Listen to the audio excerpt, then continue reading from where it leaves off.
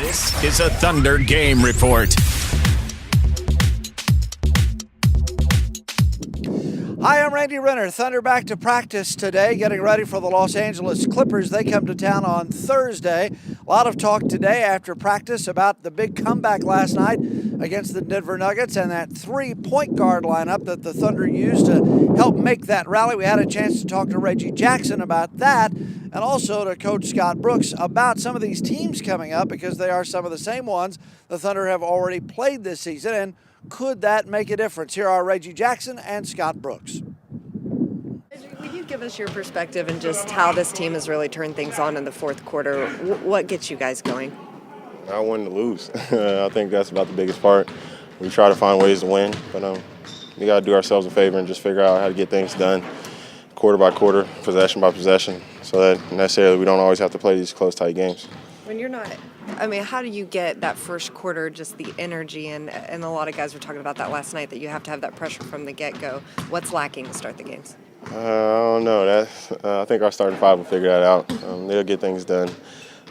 They're pretty tough on themselves about the starts. And second unit, we have to come in and try to keep the lead if they give us one, or have to try to cut the deficit, or just keep it even. So from top to bottom, we just got to figure out a way to play better from the beginning. Seemed like there wasn't any hesitation in a lot of decisions, not just you, but Jeremy, guys taking shots. Is that something you guys have been working on? Make a decision, go with it? Yeah, make or miss. Like I said, the objective of the game is to score more points than the other team. So try to take good shots that you think are open. You got to live with them. Is this like a measuring stick homestand? You got 6 games. Second, you got 2 of these this year. Are you kind of looking to see, grade yourself a little bit? I don't know necessarily. I'm just, for the team and for myself, just trying to get better day in, day out, practice, games. And like you said, I guess you use the games for a measuring stick to see what you've been working on in practice. But that's about it. Early in the season, just trying to rack up as many wins as possible, enjoy the game, go out there and have fun. Reggie, before the Milwaukee game, Scott pointed out some things to not only you, but a bunch of other guys too, and wanted you guys to be more assertive. How has that helped you? Seems like it's helped you a lot in your shot. Yeah, just being less, more decisive and thinking less. Sometimes I pass up shots looking for an extra pass, and that ends up hurting the team because it was the open shot. So when you know you have an open shot or open look, the lane's open or whatever you're trying to do offensively, you just got to go ahead and trust your instincts and play. Reggie, Coach talks a lot about playing with force on the defensive end. What does that mean? How does that translate on the perimeter for you guys? Being gritty, being tough-nosed, wanting to get stops, taking pride in stopping your own man, keeping in front of you. We have a great eraser in Serge. We have big guys such as Perk, Nick, Hash, Steven Adams. They're doing great things for us down there. But, perimeters, you have to get better with just stopping our man and keeping people out of the paint. Don't allow our bigs get in foul trouble. Keep them well rested. So perimeters, we got to do better. Does it change possessions when you guys are able to stay attached and kind of fight through those screens? Yeah, normally teams end up turning it over or getting bad shots, which leads to us getting out and doing what we want to do, being young and athletic and getting out running, getting easy baskets. So, perimeters, especially myself, we have to do better in locking down our man so that we can go ahead and do what we want to do offensively. When you guys had yourself and Russ and Fish in the lineup, seemed to really spark you guys in the fourth quarter. What is it about that three-point guard lineup that you personally like? Less thinking. You have other guys around you thinking. Makes it a little bit easier. They make easy decisions, quick plays, and just kind of the ball ends up, gravitating to you or somebody else. So just a bunch of playmakers out there and makes the game a lot easier. Since the Golden State game, your individual scoring is up in the second half. Is that by design that you are feeling things out in the first half and then taking advantage of what's there in the second half? No, I think we've just been down in the fourth, and I guess that's just kind of how I've always been, taking it upon myself to try to get things done. Like I said, when you're in the fourth and you're down, your back's against the wall and you're fighting, it's less thinking. I'm not really passing up on shots. I'm just being as aggressive as possible. So I think I have to bring that mentality out from the start of the game. How about that? How do you do that? Bring that whether it's desperation, whatever you're playing with in the fourth, how do you get that in the first quarter? They scored 39 points last night. I'm sure Scott was really upset at you guys. Yeah, he was. That's a great observation. But definitely, like I said, just got to be aggressive. I guess mentally myself, I have to always imagine myself that back to the wall and just got to come out and enjoy it like it's the last game. So got to do better, just being aggressive, attacking, and knowing what I'm capable of. Reggie, we talk about Derek Fisher and just the little things he does in a fourth quarter that have really helped you guys in games like last night. Man, he locks down. I don't know if people see it. He may not always get a basket, but he really locks down. Puts his feet in the ground. Normally takes away some of the other better perimeters. You know, he's on Tyler Lawson, Randy Ford, who got hot last night. You know, I think he did it with Clay when he was in Golden State. O.J. Mayo when he was in Milwaukee. He just finds a way to cut people off, always be in the right position, talk us through where we need to be defensively and also offensively helping out. So he stretches the floor for us, even though he may not get the ball necessarily on offense. He's always an option. People know it. Reggie, Scotty's showing more flexibility this year with his lineups and minutes and rotations. What is that doing for guys like you, Jeremy and Perry and Steven? All the different ways he's using lineups. Getting experience, but also keeping us hungry. I think everybody wants to kind of figure out what's the set lineup. You know, we may not necessarily have one right now, but just keeps you hungry to go ahead and try to fight for those extra minutes and stay on the court, enjoy the game, just have fun. So puts you kind of in attack mode, be aggressive, show what you can do out there, but also kind of stay within the element of the team at the same time. You think this year is a little different than years past? Like Jeremy's already played more minutes this year than he played all of last year. You know that you're going to get that opportunity. Guys are staying ready even more and going out there trying to show what they can do. You have to. We're only human.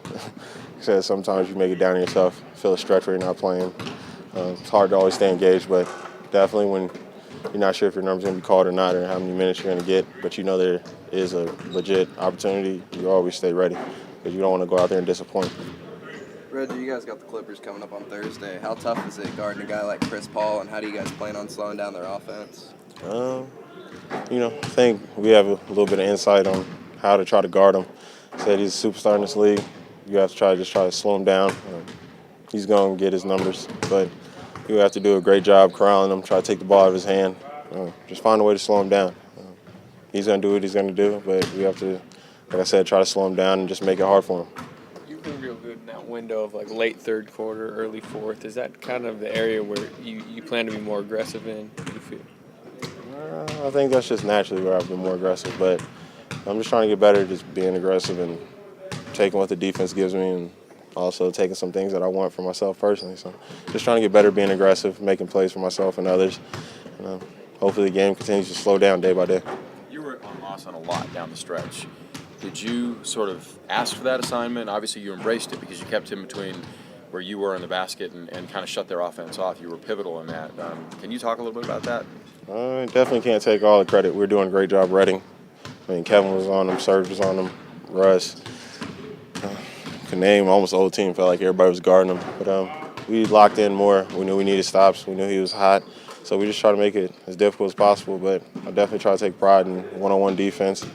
You get burnt up some nights. Some nights you get the better of your opponent. But he got us early. Fortunately, we slowed him down a little bit in the fourth, and we came on the upper hand winning. But, yeah, I definitely try to take pride in guarding other teams' best perimeters. Reggie, you had to guard on the ball and off the ball. What are some challenges kind of between the two in terms of having to deal with chasing those guys around? Off the ball has been somewhere I've been trying to improve. I've always been somewhat of a ball watcher, I guess.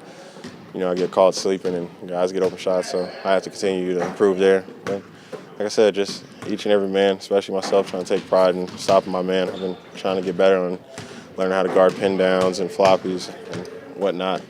I always felt like I've had the natural knack to kind of guard on ball, but it's all about desire. Especially playing with a guy like Tabo over there, you figure out just how hard it is and how much pride you got to take to be good in this league. Thanks, Reggie. Coach, will you talk about what you see in the fourth quarter and what the guys need to do to get that early on in the game? They all say they need to come out with more energy, but what is it that's missing? I think just the urgency, a sense of urgency. We have to be able to understand that the first possession is just as important as the last possession. And if you have that mentality, you don't have the ups and downs of the game. The game brings enough stress to it, but there's no reason to add to that by not coming out with that intensity and that urgency that it takes to get good starts in NBA games. The first quarter is just as important as the last. I know the guys all know it, but when you have a chance to go back and look over the film over the next couple of days, it's something that they look at and go, okay, this is obvious. I mean, is it as easy as just coming out with more? Yeah, I mean, it is. It sounds very simple, but there's going to be times where you just don't have it. But you have to somehow find it. Nobody wants to be down 10 or 15 points. But there's good teams in this league, and there's going to be nights where your shot's not falling, but your defense has to be there to give yourself a chance. And I give our guys credit. It was there last night in the fourth quarter. Our defense really came through and gave ourselves a chance to win the game. But we still have to do a much better job to start the game. Coach, you talk about playing with force on the defensive end a lot. How does that translate, particularly on the perimeter?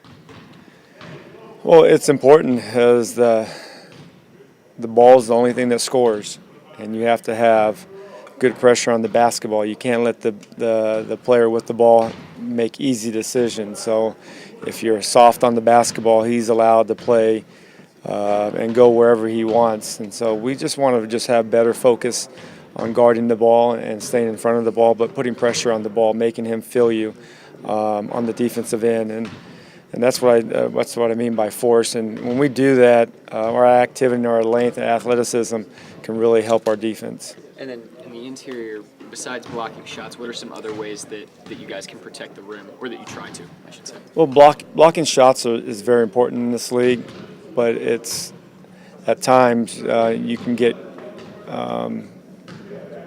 too consumed with the stat of blocking shots. I think the league leaders is probably going to be in the 7 range, but there's 85 shots that go on in the game. And what you want to do, the bigs, not only they want to protect the paint, but they want to get to the spots early so it doesn't allow the shots to even happen. And we really believe in our defense and on what we do defensively. Our bigs, they have to wear a lot of hats. They have to be able to guard their post position. They have to be able to guard the weak side. They have to be able to guard pick and roll coverages. And that's some of the hardest things to do because there's so many good explosive point guards and wing players that you have to have 2 on the ball on pick and roll coverages. During this homestand, you're playing a whole string of teams that you've just recently played. Can that be beneficial, or does that really matter all that much? Well, I think both teams will know each other, maybe a little more, but every team has such a good scouting department that you know what they do before the game. Teams add things as the game is going on or between games, so you always have to be ready to react to what the team throws at you. But I think when you play a team as so close together, it probably helps, but it helps both teams. Why is it you got the Clippers Thursday? It seems like the last couple of times you played, there's been something going on. I mean, Serge and a couple of guys got tossed from the game. You go back to last year. I mean, it seems like there's something that happens outside of just the game itself. I don't know. I don't know too much about that. I'm sure it happened last year once. But when you're a good competitive team, you're going to have competitive moments where it gets physical out there, and we don't mind that. Within the rules of the game, you need to play physical. You need to protect your teammates, but it's nothing dirty. We don't teach that. We don't talk about that, but we talk about playing hard and playing tough, being physical, and always have your teammates back. But that's just I think everybody has that philosophy. But when you're a good team and you're a competitive team, you're going to have moments like that. Russell said yesterday he'll know when he's back 100%, when his ball handling's better, he's not turning over the ball. Do you say anything to him at this point, just a message of patience or anything to him to work through some of that? Well, this is still the process of coming back. He has to continue to just keep working every day, which he does, and to stay, sharp in between games, and which he does. It's just patience. It's like Russell's no different from myself or any of the guys on this team. We want it all now, but you can't. You have to just take it one day at a time, and I think he's done a great job with that. He's played well. Coach, you said you don't teach that, playing dirty, but you play physical. You've been on a lot of teams. The way you made it sound is, are there some teams that do teach that stuff? Have you been on any teams? No, I've never been on a team that taught dirty play, that hurt a player. Never been. I don't think there's teams out there. Everybody's in this to it's a very privileged job to have as a coach, as a player. And we all understand that that's everybody's livelihood, and that's everybody's dream to be in the NBA and play or coach. But you teach a philosophy of just playing hard and playing with toughness, but playing dirty. I've never been on a team that ever taught anything dirty. In hockey, they have enforcers. Is that a position in basketball? Do you see guys doing that in basketball? Yeah, that's why I got traded many times. They wanted me to be on there. You were that guy? Yeah, I was that guy.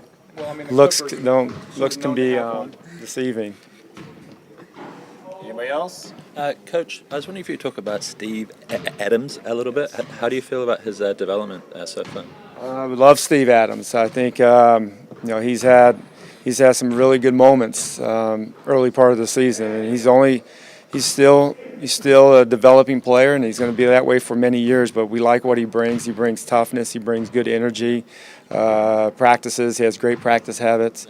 He didn't play much last night, but I like what he's done this early part of the season. How do you see his minutes going forward from here?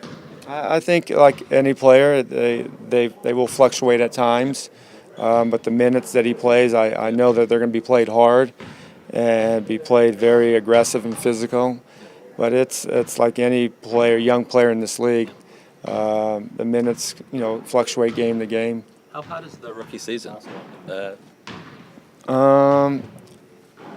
Rookie season, I think an NBA season is hard on all players. I know that rookies have to get used to the games because they come by fast. You might get 1 or 2 a week in college. You get 4 to 5 a week in the NBA, and the speed of the game is so fast. But the NBA season is hard on all of us. But you have to be able to manage that, and that comes with experience. There's no question of being. Game management, time management, but I think he's done a great job. Thanks, Coach. And Scott Brooks said he plans to make it to Stillwater tonight for the OSU game against Memphis. Check out some pretty good basketball players that are on both of those rosters. Thunder and the Clippers, of course, coming up on Thursday. The Thunder will be back to practice on Wednesday. We'll be here also, so keep checking back at ThunderGameReport.com.